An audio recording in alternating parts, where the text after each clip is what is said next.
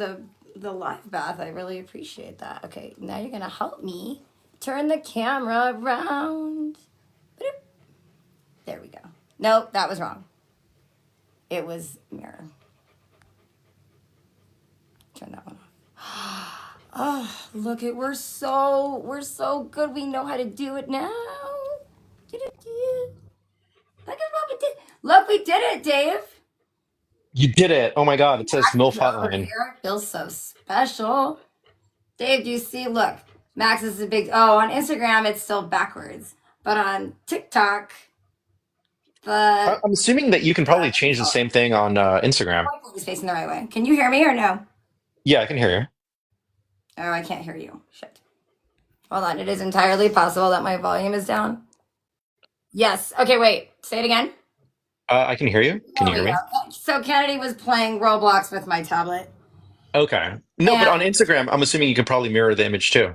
I don't know. Let's find out. Let's see. There is a. Mm, there's not a bunch of settings. Let's see. Hold on. There is. Oh, there's Kate. Okay, there is a thing where I'm afraid to touch it, but let's see. Nope, that was wrong. That turned my camera off. So, unfortunately, on Instagram, I don't know how to turn the camera around. Okay. But anyway, it doesn't matter because I can just take a screenshot and send it.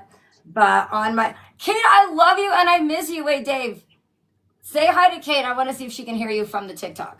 Oh, hi, Kate. All right, Kate, can you hear him from? Because I've got my tablet right next to my phone. I'll give her a second to respond. Kate is my absolute favorite. Anyway, so yeah. What happened? Oh, is that because you're doing things? Yeah, I'm giving you gifts. There you Oh, go. thanks for the gifts. All right, I this want is to. I want to be awesome. your number one fan. Okay, you're gonna be my number one fan, and I really do. Oh, and Kate says hi, Dave, and yes, she can hear, so that makes me really happy.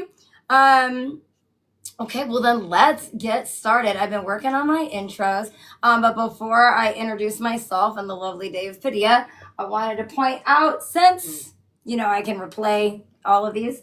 I put the Instagram for MILF Hotline link on here because we need more followers there and on the YouTube for the replays. And here's why. I get a certain amount of followers and I can make actual money. And your girl needs to buy this house, make an offer by January. So, to all my friends and followers out there, wannabe followers on other platform or other accounts, the MILF Hotline Instagram really needs your help. And so does the YouTube. And the YouTube, the I is lowercase because they didn't like it when I spelled MILF with all uppercase. One quick comment. Is there any way for you to like move the whiteboard or zoom out? Because the last part of it is getting cut off. The green part? Yeah, it basically. I'll send you a picture, but you can just see MILF Hotline and then the sort of the number eight, and then it cuts off at Here? hot L. Well, hold on. Let's just see.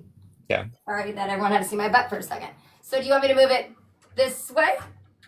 We'll move it towards the seat, but I think you might have to move the seat off camera a little bit. Yeah, hold on. Move that. Move the whiteboard a little bit more. Hold on. There we go.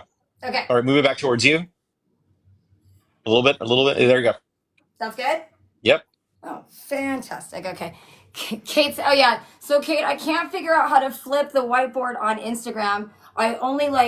Dave only just learned how to help me flip it on TikTok, but I don't know how to flip it on Insta. So if you know, I would love that. Okay, let me just, one more thing. I'm in booty shorts, guys, because I thought, with my AC cranked up, today, that it would be cooler in my office. And it's not. It's still really hot up here, and the AC keeps kicking on and off. So sorry if you're seeing a lot of leg, but also not sorry because my legs are awesome. Okay, let me say hi to some of my people that just joined in. I really appreciate everyone being here because I'm super excited about this episode. We're going to talk about why do we care so much about our family's approvals, and when does that approval and needing it so badly cost you your mental health? So we're going to go and kick right in. I'm Jennifer Dallas, the host of MILF Hotline, the 818's most favorite live stream show. Today, co-hosting and being my support is the lovely Dave Padilla in Los Angeles, California. How are you doing today, Dave? No, I'm doing all right. It's not too hot in here because of the air conditioning. Dave lives on the west side, so if any of you are not in LA, he's closer to the beach and he doesn't need to always run his AC. So, anyway, we love you, Dave, and I'm really jealous of the fact that you can set yours to 72. And if I try to set my AC to 72, you guys, my house would explode. It's not because it's the unit's bad. It's because I have a big house, and to try and cool it down to 72 would just keep it going nonstop like a locomotive. So Your house would explode. my house would explode. Yeah, like I said, the house is in great shape. It's just not normal. But if anything, the DWP would explode, as would my bill. So before I jump into our topic, I wanted to say I got so much amazing feedback from last week's episode about not being sorry. And our guy, Austin Whitlock, who, Dave, you met. Who do I got over here? Oh, there's Meals. Hi, Meals. Oh, prior to that. Oh, poor Kennedy, by the way, is sick in the other room. So if anyone writes anything in the chat on either stream, look at Get Well Soon. She can see it. It will make her better. But anyway, do you remember Austin Whitlock, my Colorado friend who joined us on the adult diagnosis episode? Of course I do. He said, come on, Kath. He said that one of the things they do in their house, instead of a swear jar, they're doing an I'm sorry jar. So every time you say I'm sorry when you shouldn't, you have to put something in it. And I'm doing that in the house for 100%. I thought it was really good. And then also, Dave, I wanted to say thanks to coming to back to school night with me and Kennedy yesterday, because it was nice to have backup. And you encouraged me to, be my best self out there with the other parents. So I really appreciate that. You know what? You were a great self yesterday, and I guess more importantly, it seemed like Kennedy had a good time. Kennedy As had a good great a time as you can have, right? Oh, totally. Well, I think it's different. Like in middle school, I don't remember having such cool teachers and like a connection with them. And what I really loved was that even though I had reached out to a lot of the teachers, just to introduce myself, because her dad was going to be there, and I don't want anyone to feel uncomfortable. Wait, hold on. I don't know what I'm doing here. Sorry. I hit something and now I don't. The teachers don't know our situation, right? So I didn't want anyone to be uncomfortable. And they were all like, we already love Kennedy, and she's such a joy to have in class. And that made me feel really good as a parent, because they've been, not even 2 weeks. And they genuinely knew her. Hey, Jenny's over here. So anyway, so I wanted to say thank you to that, Dave, because that really helped. And I know Kennedy loved having you there too. Okay, so I am now going to talk about this episode because, like I said, I feel like this is something that, we can a lot of people, not all of us, but a lot of people can relate to, is, caring about what your parents think. And I want to put out there first also that this is not going to be an episode about blaming parents or anything like that. This is an awareness episode. We're going to talk about healing and recognizing signs, so that if you are in a situation like this, you have the tools to help yourself. So I'm not going to sit here, for example, and blame my parents for things. I am going to talk about my experience, and but if somebody else in the chat wants to blame their parents, that's on you. I'm here to hear it. So, there's Eden on this side. Okay, hold on. Eden is going to be on the Instagram's feed, joining us to co-host. So I'm just going to let her get in here. Okay, so let me go over here. Hey Eden, how are you? Make sure you're driving safely if you're in the car. Dave is on the TikTok feed. Fabulous. Okay, so I'm just gonna I'm just gonna go back super quick and say thank you for being my guest today, by the way. Oh, you look so cute. And obviously we're talking today about when your parents' approval costs you your mental health. Yeah. Okay, so a lot of times this comes from feeling like we're never good enough for our parents and their expectations, right? And I was also saying that in this episode, like for me personally, like it's not a blaming I don't know who Wake and Bake with Paul is. We're going to invite him to her. It's not a blaming episode per se, but more like an awareness raising episode, you know, where we're just recognizing certain signs and trying to give people the tools they, you know, that they need if they are in a situation, you know, similar. Yeah. And you might, so we've learned also when Jesse plugs in to the car, you might need to turn the volume down. Or you might get reverb. Okay, so what are some things, and then anyone can kick in. Dave is on this one too now. Okay, awesome. What are some things that we experience in our lives that make us still care about what our parents think of us, but as an adult? Do you have anything to add to that? Because I'm gonna go into oh my god, my hair is just sidebar. My hair is just like not wanting to cooperate today. It's growing back. I look like Teen Wolf. Anyway, so do you have a good relationship? I know you have a relationship with your mom, and I don't know if you still chat with your dad or not. Me? Oh, Yeah. Yeah. I have insurance through my dad. Okay. So I talk with him for insurance but that's about it. Okay. And then I do have kind of a rocky relationship with my mom. She's a good person, but she is a hard person for me to deal with. I will say, and it's funny, so my friend Kate is on the Instagram stream, and her mom is also named Ruth. And I think it kind of comes with the territory. Ruths are tough ladies, you know?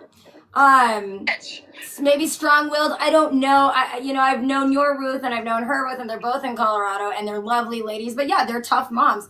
And I wonder from your mom's perspective, you know, she was a single mom for a long time, right? There's three of you. Five of us. There's 5 total? Oh, that's right. God, there's 5 trodes. Yeah. So do you ever think, I'm going to go all over the place. This is not unusual for me. Do you now, like as an adult, you're 21, you're living with your boyfriend, you're doing your own thing, right? You're obviously a successful equestrian out there. I'm super proud. Do you feel like there are standards that your mom has for you that you are meeting or not meeting? Absolutely, yes. Okay. And absolutely. Do they align with what you're doing and how you feel like you're living your life? So, my mother and I have had this talk many, many times. So her expectations for what she wants for my life are based upon what she didn't get. Right. In her growing up and in her childhood. And so when I chose the path of horse trainer and like equestrian to be like my job, like I work full time as an equestrian. Like it is 7:15 p.m. and I have been at the barn since 7:30 this morning. Yep. It's a labor of love, that horse trainer life. Absolutely, yeah, and I love it. Yeah. I wouldn't do anything else. And you're young, so you should be doing that kind of stuff. It's going to keep you out of trouble. Yeah. Well. Yeah, maybe. But her idea of what I should have done is more along the lines of like what the classic American dream is, which is like, oh, I should have gone to college, which I did. But I should have gone to college and I should have gotten like a 9 to 5 and I should be living in a new city, which I am. But, hey, Rob. And like, so she just has a different idea of what my wants and needs are, and just refuses to understand that they're different from what I actually want and need. Right. Now, you know, the other thing too, do you think, and again, I'm just playing devil's advocate, and I'm asking this, and I'm gonna, you know, what do you call it, address this with my story in a bit. Do you ever think that when your mom sets standards like that, it's because she wants you to have more than she did or you did even growing up? I think definitely. I think it's because she wants me to have the most successful, happiest life. Yeah. And that her idea of success and happiness are those things. Yeah. Like going to college, finishing college, because I went to community college. Yeah, that's all right. Finishing college and, you know, doing all the things that she never got to do, because, like, she got married at 19. Right. And never finished college. And, like, yes, she has her own business, and she's one of the best in the country at what she does. Ruth she, is. like, teaches everywhere. She's amazing. I love her. So Ruth is a wonderful healer. She's fantastic. But at the same time, I've worked really hard for what I have, but she worked so hard to be able to raise 5 kids on her own and also starting her own business from scratch in a brand new state. And, like, me kind of veering off the path because I've always been the type of kid that, like, I mean, you taught me for a long time. When you tell me to do something, I'm gonna do the opposite of what you tell me to do. Especially if it's a strong-willed situation, right? Absolutely. Like don't you dare date that guy. He's gonna be no good. And it's like, not only did I date that guy, I married that guy and I had a kid with him.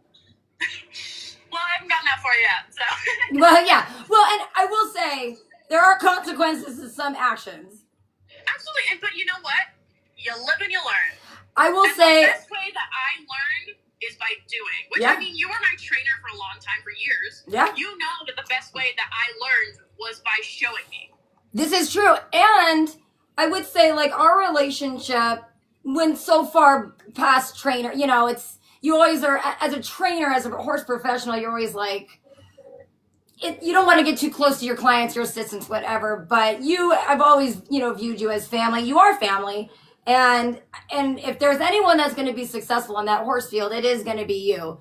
And there are some extents where it's like, you are at the age, right? Just like, I love you too, Allison. She's on the Insta feed.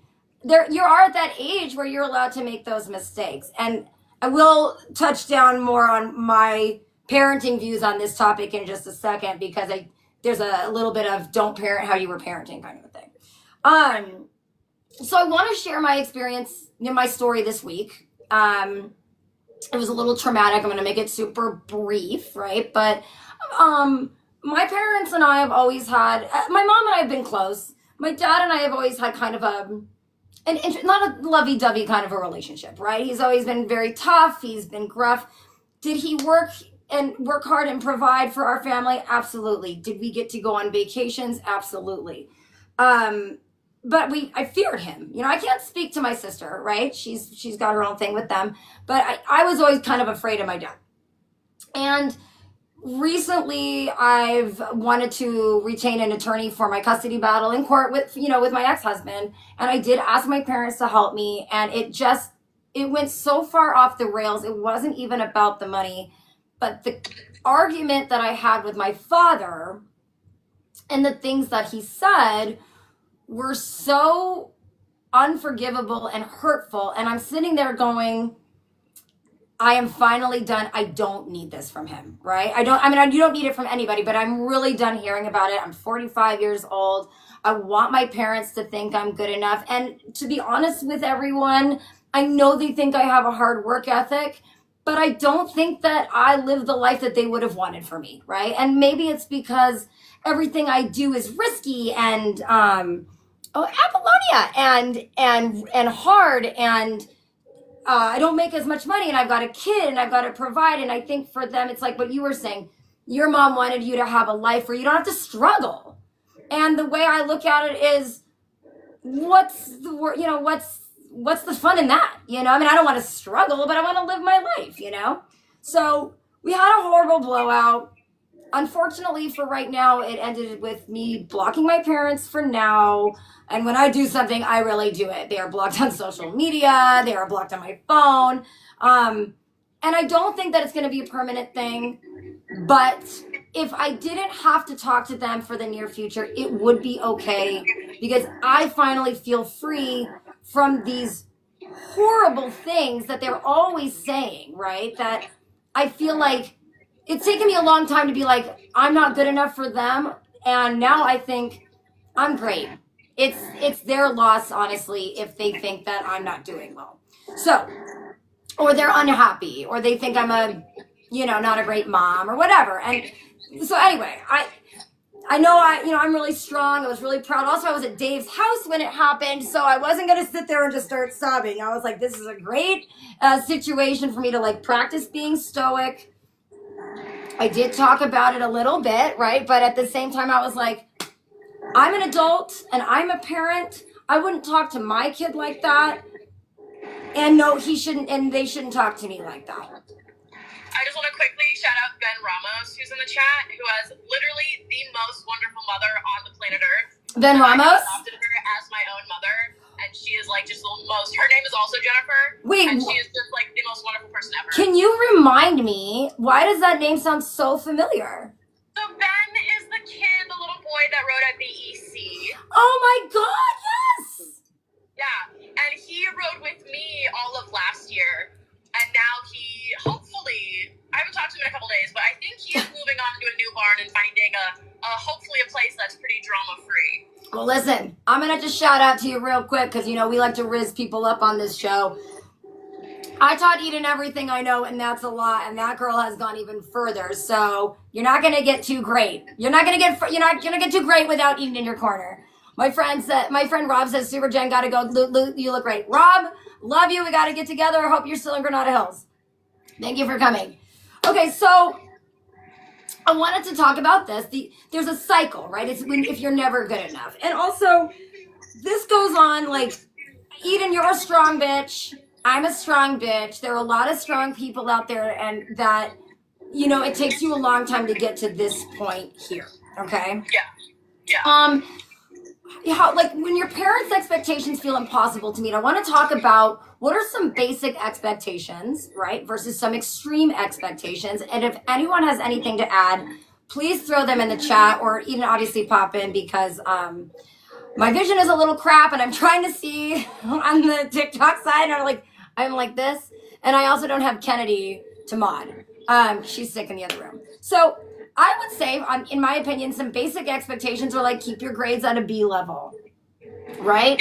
Try to keep your room clean. Have responsible, protected sex. You know, I mean, these are all things that you need to have conversations with. Like, don't be a racist. And there's some other expectations that can be like, you must play for the varsity team, right? Or it's Ivy League or nothing. Or if you don't become a doctor and marry this person, I will disown you.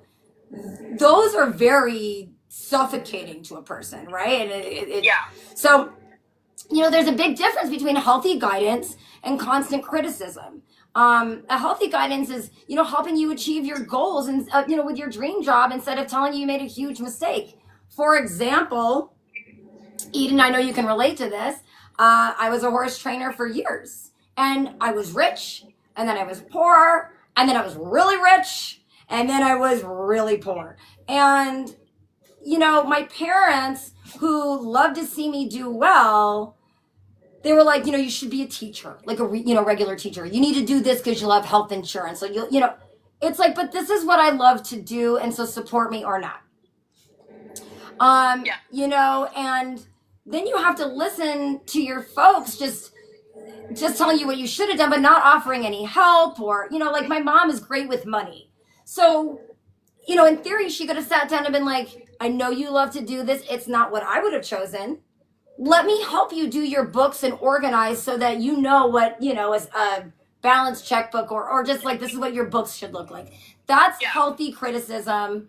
But saying you shouldn't have done that, that's not helping anybody. And the long-term effects of having, you know, of not feeling good enough for your folks is, you know, you become a perfectionist, right? And your self-esteem in the toilet. Then you're trying to be overly a people pleaser, and not being your true self, right? So you're kind of lying to yourself, like, yeah, I'm doing great. I love this. But you're lying to yourself. And then obviously the worst thing would be, you know, the severe anxiety and depression and other things that come along with that, because you're feeling like a failure, not good enough for your family. And before we move on, Eden, how important is it to you to be accepted and have a good relationship with your family? And I'm talking your sisters, your brother, everybody. Like, on a scale of 1 to 5, 1 being the gospel, the most important, and 5 being like, you couldn't give a shit, you would call them dead if you could. Mine would probably be closer to like a 3.5, 4 then. Because yes, I do love my family, and we had a big falling out, a very, very big falling out. This doesn't need to be a lot of I remember this. They decided that I was no longer part of their family.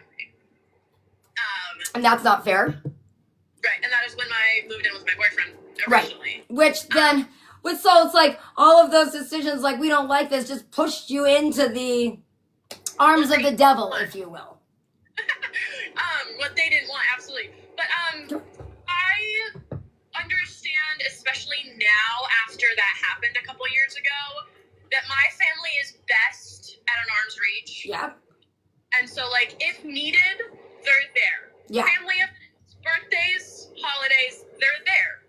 I know now that I cannot emotionally go to them for things that I need help with. Yes. I cannot financially go to them for things that I need help with, because when I have asked for that in the past, I have gotten nothing but judgment and criticism. Yeah. And that's terrible.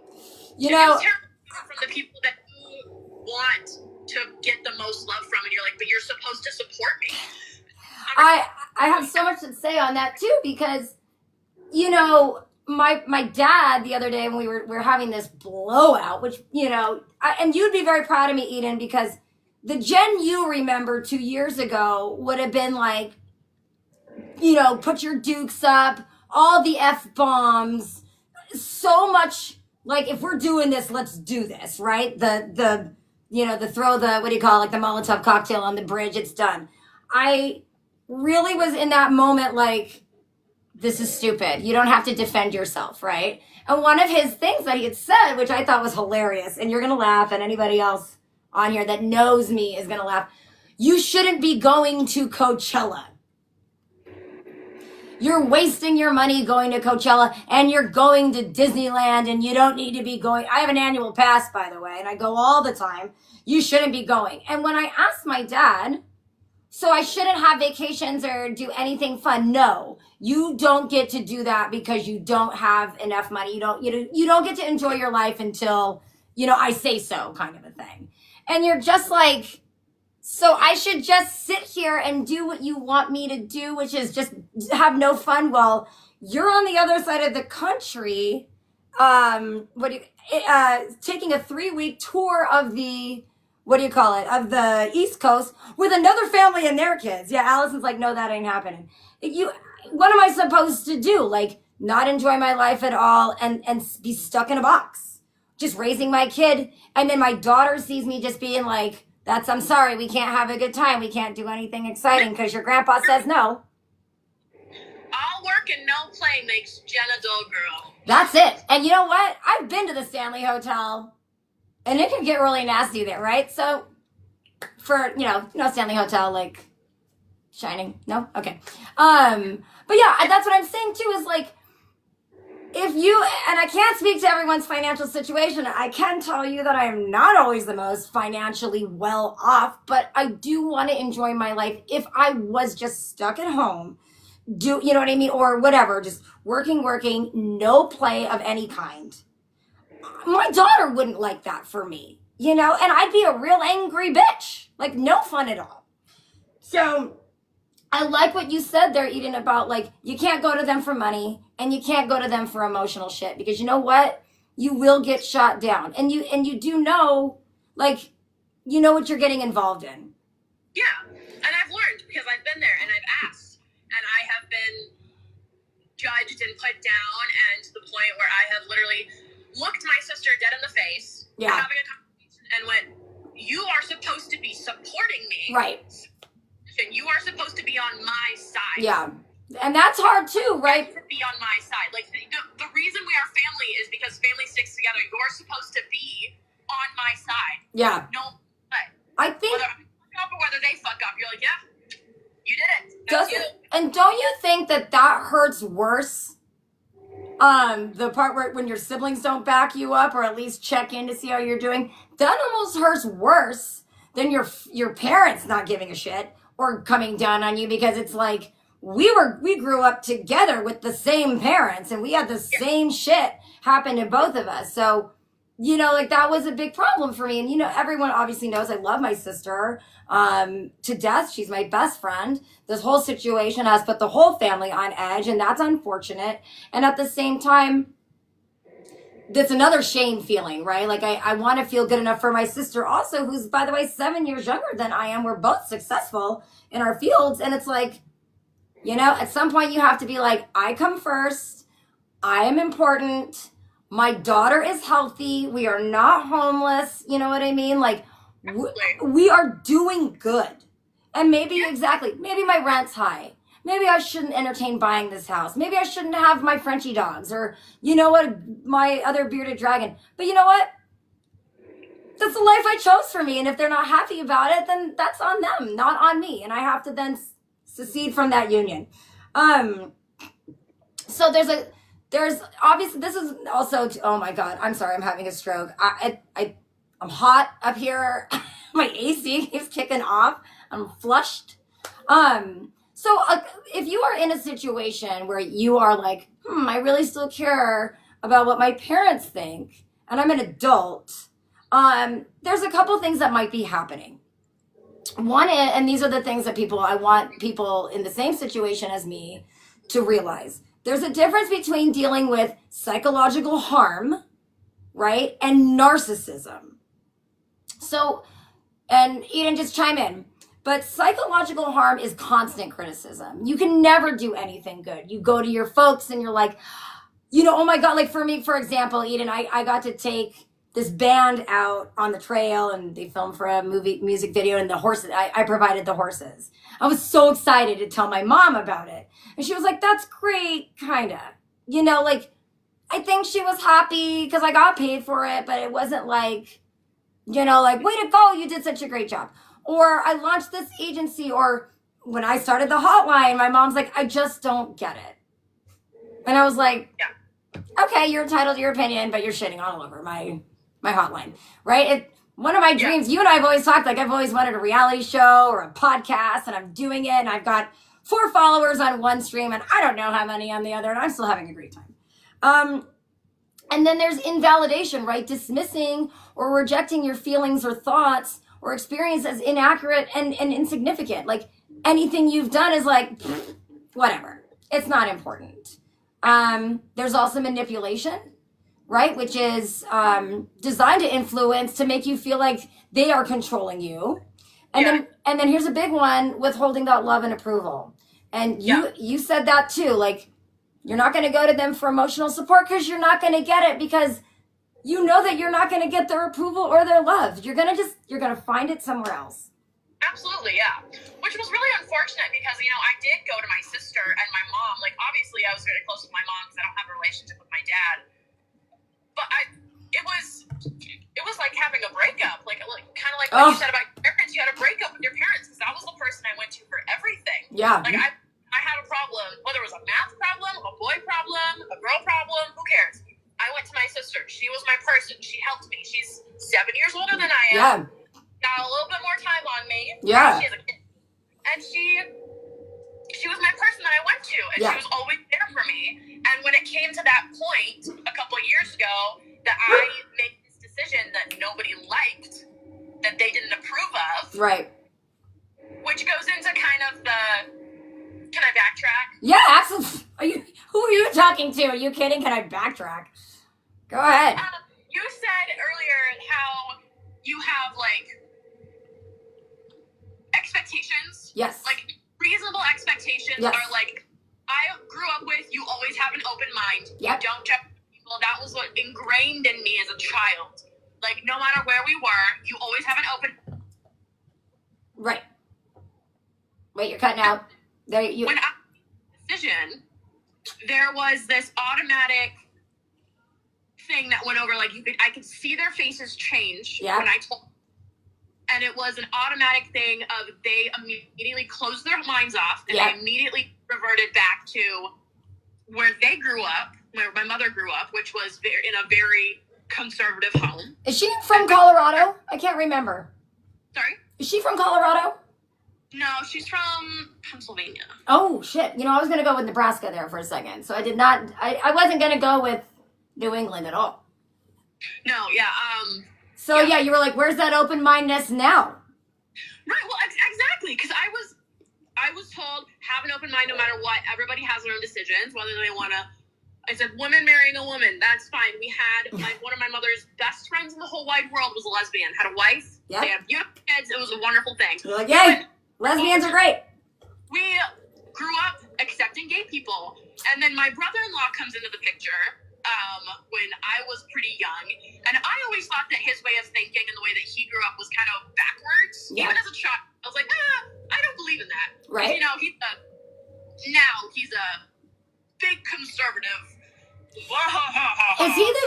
Was he working at like video games or something like that?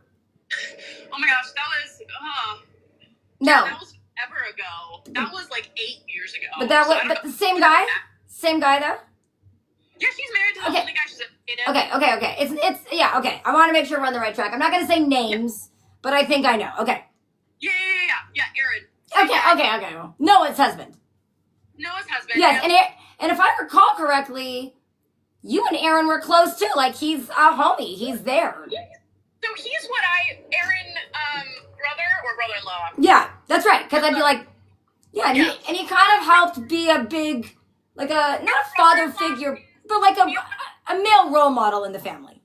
He was kind of my only adult male role model. Yeah. That was like than me, other than my grandpa, since I lived with my grandpa. That's right.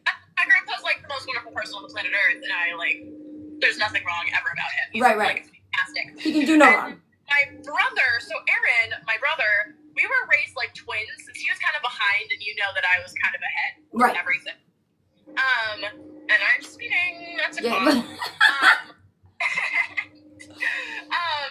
And he kind of, Aaron and I were raised like twins. We were like a grade apart growing up, and so we did everything together, and we kind of had same interests until I found horses. Right. And then this thing happened. I had an abortion. Anyway. Well, yeah. Who knows?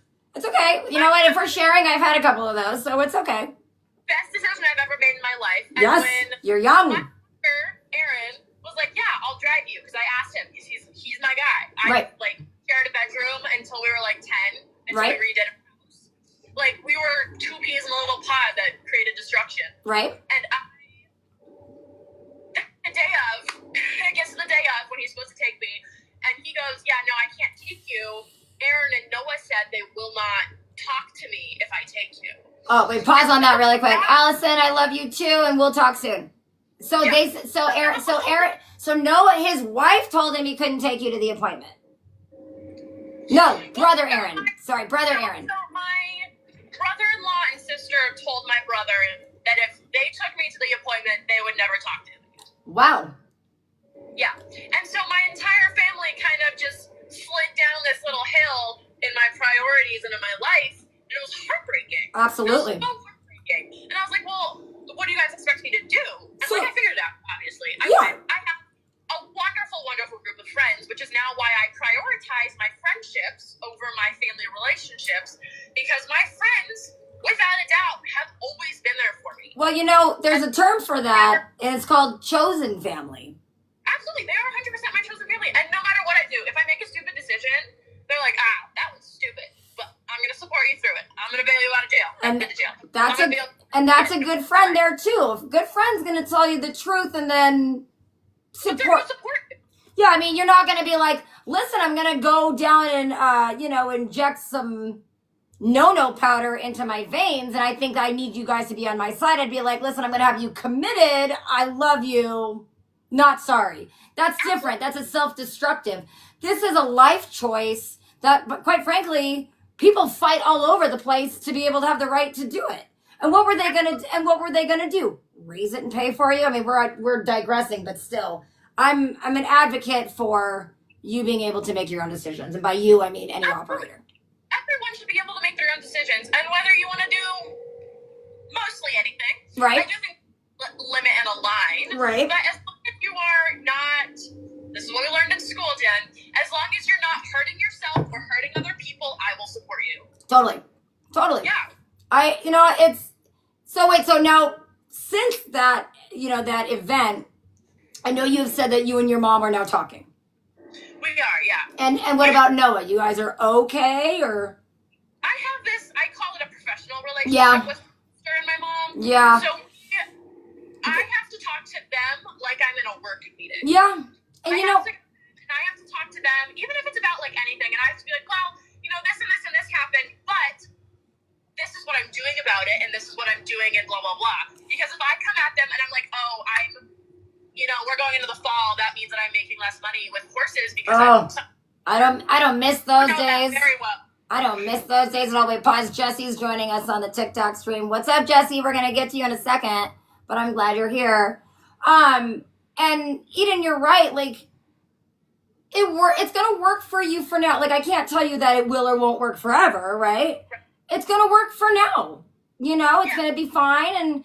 And I've always felt that you're very mature for your age. And, you know, like, I think because if you're an independent soul in general, right? You don't have to just be like Eden, but if you're an independent person, you're confident in your emotions, whatever, and you don't genuinely need your family as your emotional, like, hub, you got this, you know? Get your chosen family. And, oh my God, I love all these. Like, I'm getting gifts and stuff sent on the other side. Like, I'm going to pause really quick. Like, I really could use to be monetized. So those gifts are great. And then I'm going to post, but if you could follow me on my other Instagram and my YouTube, that's going to help because, like, your girl needs money. But yeah, I think that you're ahead of the game there. Like, it's going to be professional. And right now you might feel fine with that. And in a few years, you might be like, I really need this from you guys. I want us to have a different relationship. That's where I am at with my parents and my sister. And I got to tell you, it's just not working for us, you know? But I'm older, a lot more problems, and, you know, so anyway. Okay, I want to go over a couple. So we were just talking real quick we were talking about psychological harm. Now, narcissism, this is big, and I want a lot of people to understand what narcissism means because, sometimes you're like, oh, this person is, like, do you remember the episode, I don't know if you saw it, where we talked about, adult diagnoses, right? Where we were saying that a lot of people will say, like, I'm autistic or I have this personality disorder or whatever to excuse their bad behaviors, or that it really was a problem for them. But I don't think that we address narcissism enough because narcissism is extreme and very toxic. And it's very, very prominent, especially in, sorry to say it, your generation. Yeah, no, listen, not just my generation, but my parents' generation and my friend Austin. Absolutely. Oh yeah, and my friend Austin. Hold on, I'm trying to invite people on this other side. Like I literally can't see. You know, my friend Austin and I were talking about this that the generational gaps that are closing between my generation, which what the hell generation am I? Gen X? Are you a millennial or are you a Gen X? I'm way too old to be a millennial. I think I'm a Wakanda forever. If Dave is out there, I'll ask Dave what generation we are because he's 2 years younger than I am. But my parents are boomers, right? So, So for them, you know, for example, my dad was yelling, I was a great father. Well, if you have to say it, you probably weren't. Right? You're having to convince yourself of it. Oh my, so Dave says, I'm the last year of Gen X. So I was right. Wakanda, I'm the Wakanda forever. But I do think you're right that narcissism is real big in these eras here where we're learning about being medicated and therapy and all these things. So, you know, narcissism, so we can, you know, remind everyone out there, it's when everything revolves around their needs, right? And the love and approval are conditional. For example, my dad was like, I'll give you the money for this or whatever, but you're going to hear me tell you what a piece of shit you are. He was never going to give me the money, you guys. He just wanted to tell me what a piece of shit he thinks I am. And children often become the caretakers of their parents' emotions. For example, my mom would be like, oh, you're going to go to therapy? Well, I'm sorry I was such a shitty parent. And then all of a sudden us as kids, adult kids, are like, no, you weren't bad. You know, and we have to protect their feelings because now our feelings are meaningless. And that's narcissism, you know, to a core. And where psychological harm and narcissism will overlap is both are toxic and both will destroy your self-esteem. Period. But and your self-image as well. And yeah, yourself, like, you can't feel like you can be yourself. Like, look at me. you know, with my like bisexual looking haircut. You know, some people are like, what the hell are you doing with your hair? I like it. You know, it's short, it's easy, it goes good under a hat. You know, my boyfriend doesn't hate it. But narcissism is about self-centeredness, and psychological harm can just be so much broader, right? So let's talk about, because I know we're as soon as you pull into a driveway, I know we run out of time. If you feel like to recognize toxicity, and Eden, again, chime in. The way you can recognize toxicity is the way that you know there are signs of being mentally harmed. You are constantly walking on eggshells for your family members, right? Like, oop, I don't want to say this or I don't want to say that because I don't want them to be mad at me. That's not okay. Your achievements are minimized. So, like, for example, Eden, I know you can relate. There were plenty of times where even as an adult, as a professional horse trainer, I would be competing. I'd get like a 4th or a 5th out of big classes. My dad would be like, why didn't you get first? There were 30 people in the class, and I was on a horse that trotted like he was a sewing machine, sir. I was lucky to get a ribbon at all. They use guilt and shame as tools of control. Yep. And if you feel drained or anxious or not, or just worthless, those are signs that you are being physically harmed, right? Or psychologically harmed. You have anything to add to that? Because I got one more big one. Yeah, absolutely. Sorry, it's being dark in here. Yeah, no, I saw that and I was like, oh shit. I forget you're an hour later. The sun's going down. I'm an hour later. And it's also stormy out.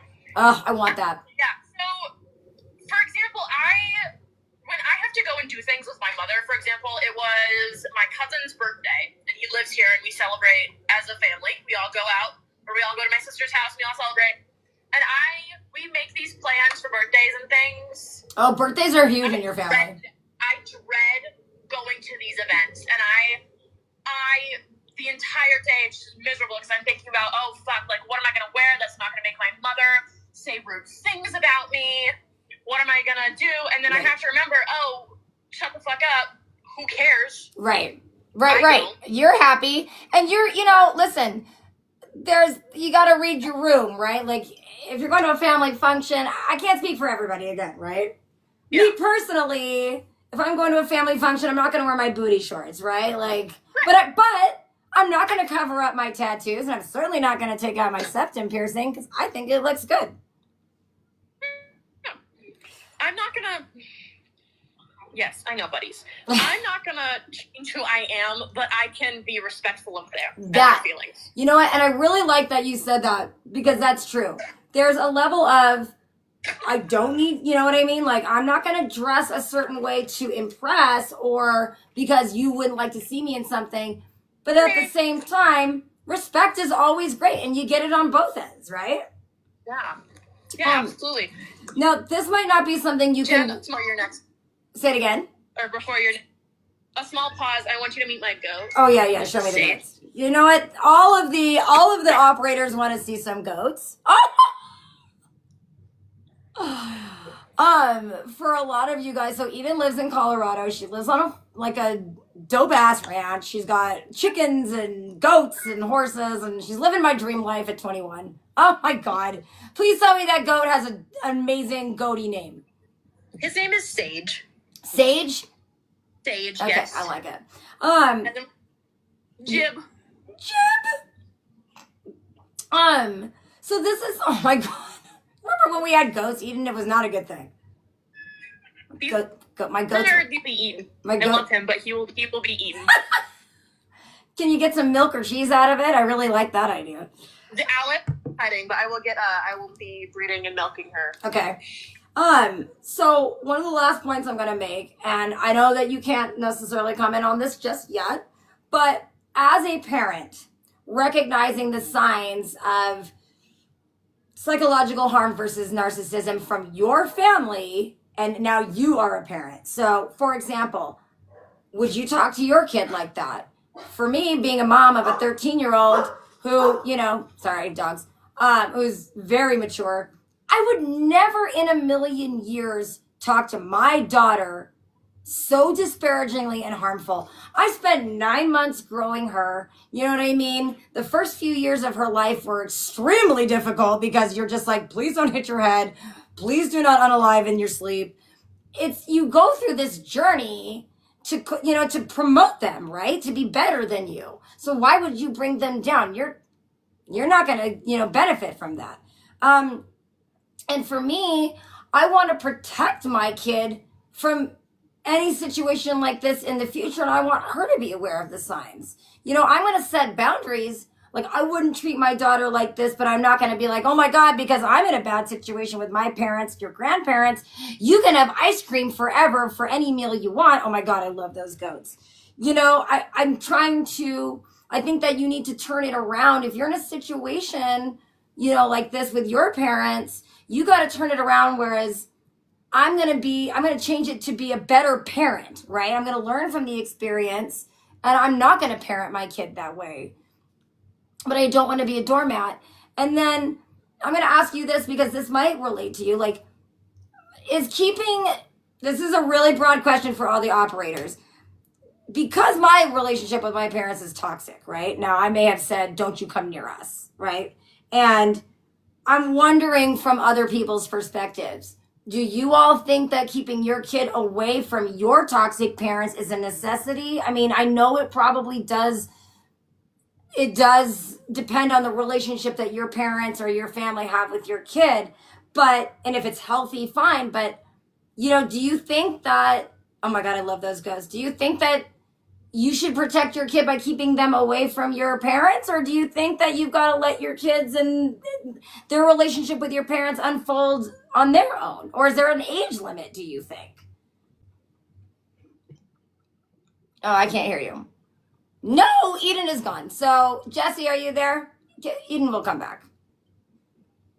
I'm going to say, well, I don't have a host right this second. Oh, Jesse, are you there? Wait, who? Oh, yeah, I can hear you. Oh, Dave's there too. I'm going to ask you both a really important question. And Wait, I hold know. on. Keep it PG because I'm with my mom right now. She's right next to me. Oh my God, Michelle, how are you? Hi. Nice to hear from you. I don't know how old Jesse thinks I am. Listen, to me, you are not, there's no age. I have heard so much about you. You have a wonderful son. I'm also very obsessed with Julie. Oh, nice. Anyway, so Lisa told me she talks to you too. Oh my God, and I love Lisa. I know. I feel what about Lisa? And I haven't met her, but I'm so honored to be, part of this like Casas family. So I'm trying to get some weigh in on this. Like, do you think like if you had a toxic relationship with your parents, what's the right answer as far as your kids having a relationship with those parents? We're talking about like if you were mad, let's say you were fighting with Evo and Mikey, and we were like around them, would you be toxic towards like us? Say, oh, don't hang out with Evo and Mikey. No, I wouldn't. No, I wouldn't say anything. Right. As long as they're good to the kids, I'm good. Wait, Mikey, you call your dad Mikey? I love this so much. Yeah, and I think, saying like, I like that you said that too, because my dad did not have a great relationship with his parents when we were growing up. Right or wrong, I don't know. I'll never know who's right or wrong. But my dad was very hard on me and my sister in saying we shouldn't see them. They were terrible to him. And that made us uncomfortable because we're Jewish and we did a lot of Jewish holidays with them. And I loved my grandparents. My grandfather was tough, but I didn't, I loved him. And my grandmother, by the way, is turning 98 in December. Oh my gosh. I know. Again, Jewish grandma. She's killing it. But I wouldn't want to not have a relationship with my grandma, especially since my family has always had my back and my parents have always been judgmental pains in the asses. Jesse, did you want to weigh in on anything? Because I know you're busy and your time is always valuable, but we're talking today obviously about your parents' approval, and your mom is there, so now's the time to be honest. I was just gonna mention that our parents, like let's say my parents, they go through things as growing up, and then they just want to shelter us, so because they don't want us to end up like in the wrong side of the tracks, Right. So I mean, yeah, in a good way, I could see the vision, but like sometimes you damage the kid like that too because you don't let them go out and like explore stuff on their own, So it's like a 50-50. Well, and so like Michelle, were you young when you got married? You don't have to like give an exact age, but Here, talk. I'm gonna go look at Tiffany. Hold on, I'm handing the phone to my mom. I'm gonna go check on Tiffany right now. We're at we we're want at to talk to Goldberger Michelle. right now. We hear from you every week, Jesse. We're at Goldberger right now, and Tiffany's medicated. Oh my God, because it's the opening? You want something at Goldberger? You know I do. He knows I do too. Hi, babies. So when you got married to your husband, were you younger, or like for example, my parents were 20 and 21 when they got married. Oh, I was 20, and then Jesse's dad was 28. Okay. Oh Yeah. wow, so an age gap too. Yeah. And I think that okay, my poor kid, my daughter's here. She's so not feeling good. So I don't know if you can see me, but like I'm covered in tattoos. I have piercings, not a lot, and my parents hated it. And I was older than Jesse when I got these things, right? But my mother was so disappointed, and it wasn't even from the vein of it's a prison situation. They just thought it was unbecoming, and I wasn't going to get a good job, and I wasn't going to look professional. They had no faith in that, right? They also, above all, they thought it was a waste of money. Oh, yeah. So now, from your perspective, and I met Julie, I haven't met Michael, and I don't know if they're all as tattooed as Jesse, but from a parent's perspective, were you disappointed that he was so tattooed, and did you learn to love it, or were you just like, this is my son and I love him unconditionally, he can do no wrong?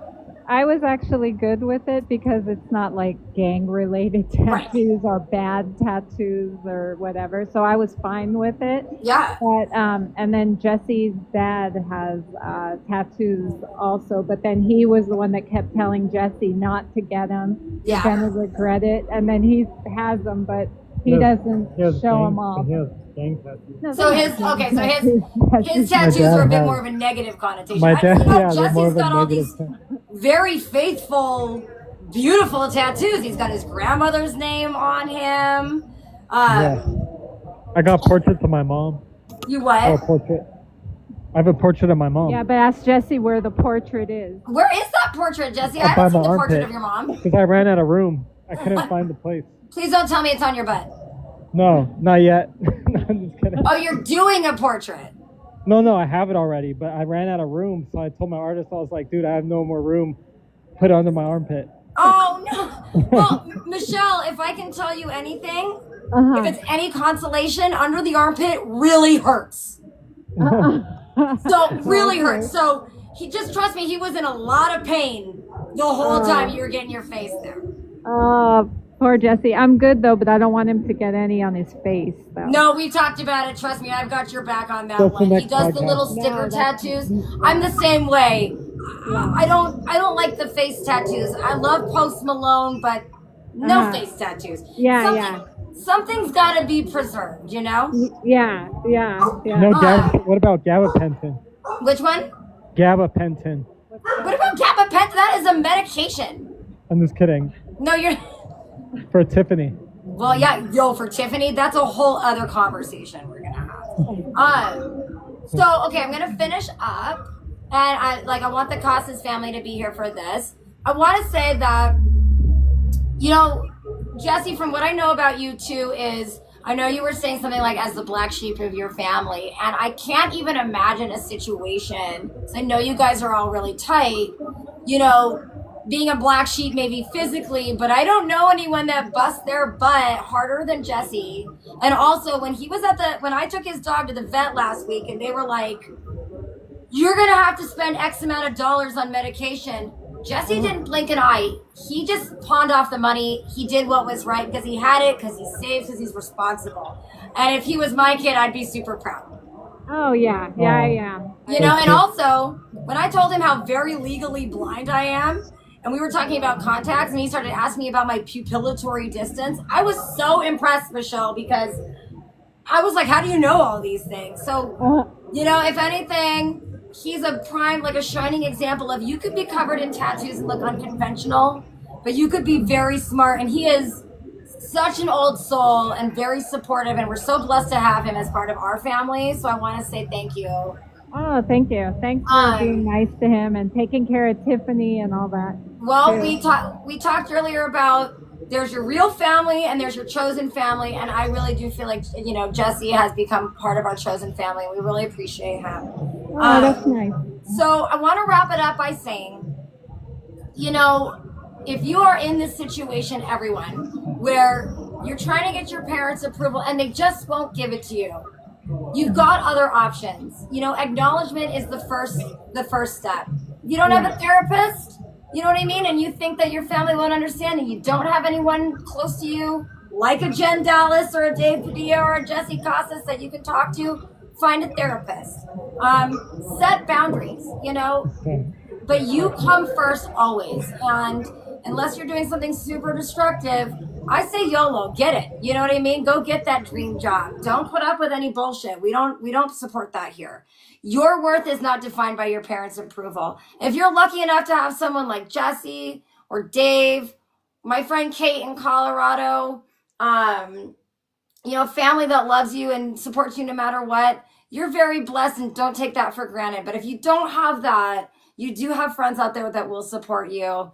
And you've got me, MILF Hotline, and all the operators. I want to say thank you so much to everybody for being here for this extremely long episode. Dave, I love you. I'll call you after. Kennedy's in the other room. I want to say I love her so much. Everything I do is for her. And Jesse and Michelle and Julie and Crow and Lisa Casas. I'm sure that's not her last name anymore. Thank you so much for being the best part of my day. I love you all. I'll see you next week. All right, great job. Bye.